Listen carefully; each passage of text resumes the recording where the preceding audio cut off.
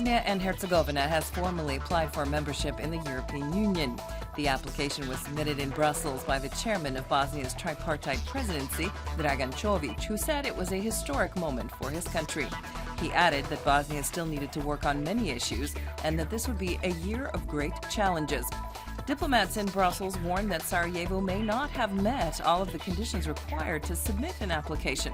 Regardless, EU Foreign Policy Chief Federica Mogherini said that the 28 EU member states would now review the application. It's really good news today that we can receive the membership application from your hands. The good news that is the result of hard work you have done together with us, with our energy and your energy, but most of all with your unity. I think this is good news first and foremost for the people of your country. Despite concerns expressed by diplomats, Croatian MEP Andrej Plenković was optimistic speaking on Croatian radio today. He said this was a watershed moment for the stability of Bosnia, for its cohesion and its EU journey. EU countries are stepping up measures to stem the flow of migrants. Austria is switching to a new, tougher policy this week, accepting only migrants from countries affected by war. Slovenia said in a statement released by its Interior Ministry that it had informed Croatia, the next country along the migrant route, of its decision to bring in stricter border controls. Serbia's Foreign Minister Ivica Dačić told Deutsche Welle that if Austria closed its border and Slovenia and Croatia did the same, his country would be forced to follow suit. He called on the EU to adopt a uniform policy on managing the migrant crisis. Croatia's President Kolinda Grabar-Kitarović, after attending the Munich Security Conference, said that the crisis had to be resolved through cooperation among neighbors and without razor-wire fences along borders. The priority, she said, was bringing an end to the war in Syria. A new diesel-electric train made its inaugural trip from Zagreb to Varaždin this morning.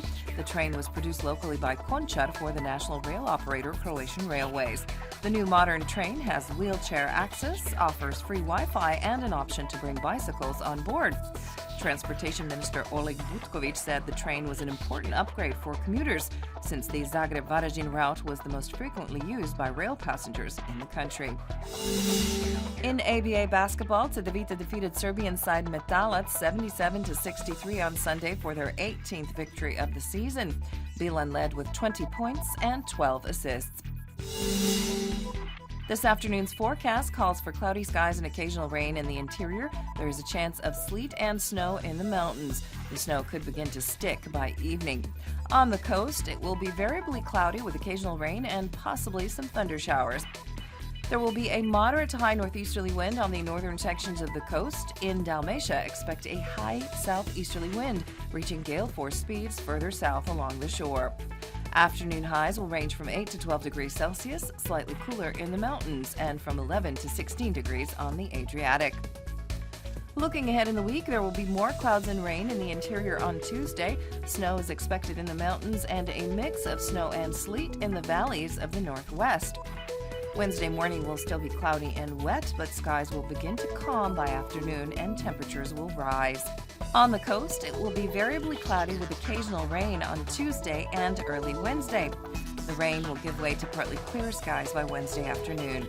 There will be a high to gale force northeasterly wind in the north on Tuesday. In Dalmatia, expect a high to gale force southeasterly. Winds will begin to fall from Wednesday on.